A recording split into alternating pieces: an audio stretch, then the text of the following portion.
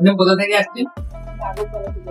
আগরপাড়া থেকে আসছে আজকে। খুব সুন্দর একটা এইচপির মতো ল্যাপটপ, তো খুব সুন্দর একটা ল্যাপটপ।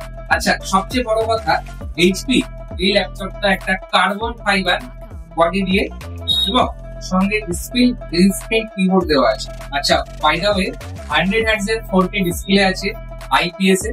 তো কেমন লাগছে ম্যাডাম? খুব ভালো লেগেছে, কমফোর্টেবল এসে ল্যাপটপটা কিনে অনেক ভালো ফিচার্স পেয়েছি। সবাই আজকে নিবেন কম্পিউটার নিজের মনের মতো গেম খেলা।